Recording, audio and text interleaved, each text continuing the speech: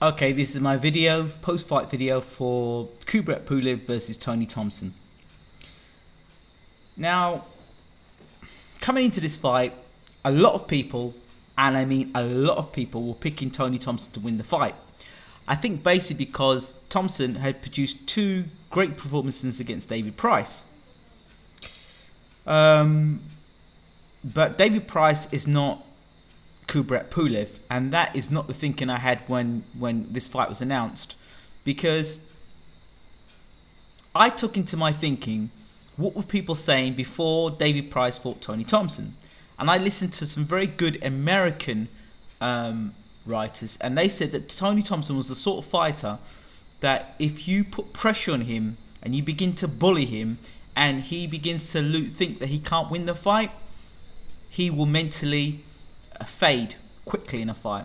And I was of the belief that Kubrat Pulev, being the younger, fresher, more technically gifted athlete in comparison to David Price, with a better chin, I believed he would win the fight. But a lot of people backed Tony Thompson like he was some legend killer, and I never believed that for one second. I think Tony Thompson did well against David Price because David Price was vulnerable. He was a vulnerable fighter.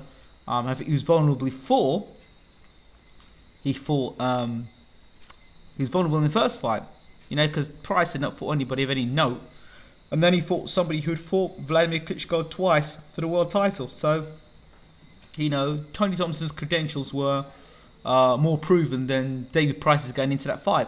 Again, I backed Price to win the fight if he was going anywhere in the heavyweight division. Price got knocked out by Thompson. I said in my video the reason why I thought that Audley Harrison would have beaten David Price was because of the fact that he was a southpaw, and at no point in time during the fight with Cameronelli in the amateurs that David Price looked like an individual who could adapt, and he didn't adapt then. He didn't adapt against Tony Thompson when they fought with southpaw, and Tony Thompson beat him. Audley just didn't get off, so forget Audley. Wrong fighter, right idea. So, and I just want to clear something up as well. A gentleman came on my page and said, "Oh well, you backed Harrison to beat Price, but Harrison and Price got beat by a southpaw, loads of southpaws, and Kubrat Pulev got beat by loads of southpaws in his amateur career. But Kubrat Pulev is very different to David Price. Kubrat Pulev, if you did not see in the fight, is a thinking fighter. Kubrat Pulev can adapt. David Price can only fight one way, and if he can't line you up with that big right hand, there's not a lot more David Price can do. Price has to follow you around the ring, line you up, and then hit you with punches. And that's why when Matt Skelton came at him in the first 30 seconds and charged him, Price got a shock of his life, because he had never had a fight up to that point where somebody had came straight out of him and had a fight with him and had the intention to try and knock him over. So, and got through so successfully. And that's time and space and experience that allowed Skelton to do what he did. Let's get back to this fight.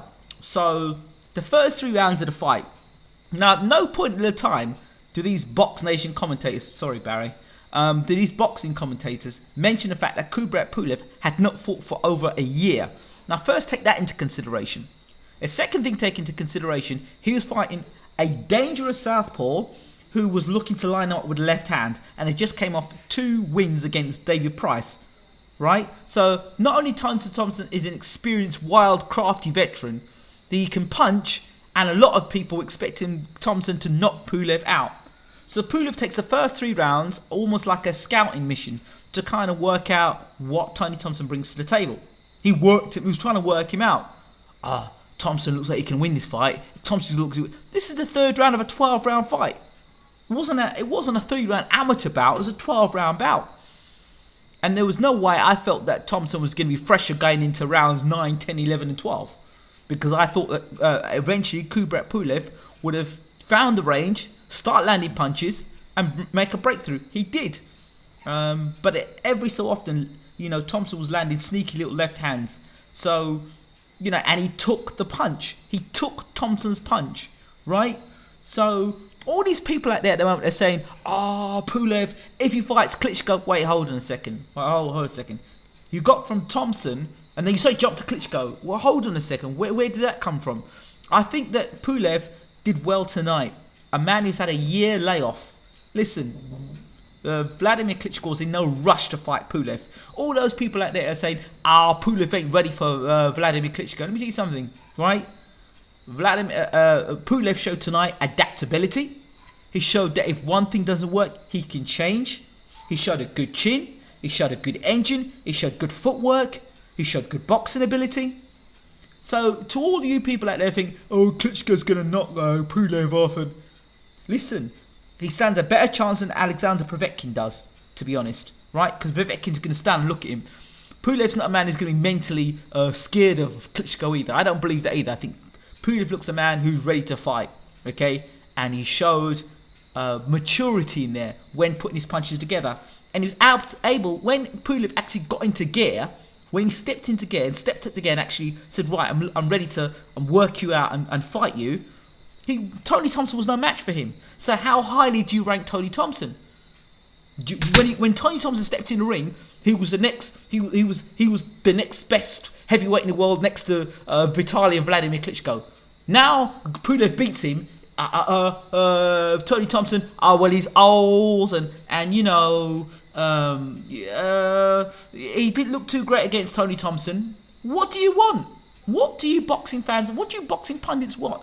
Bunch of bloody hypocrites. Contradict yourselves. 1 minute you're saying Thompson is world rated, and the next minute you turn around saying that Thompson is just an average fighter. Make your choice, pick your choice and stand by it. Pulev beat a man that was world rated, right? World rated, beat David Price twice, right? He beat David Price twice, and at no point in time, when Pulev actually stepped on the gear and started hustling Thompson, and at times it looked like Thompson didn't want any part of the fight, falling on the floor and all sorts of stuff. To me, once Thompson fell on the floor the first time, I thought, you know what?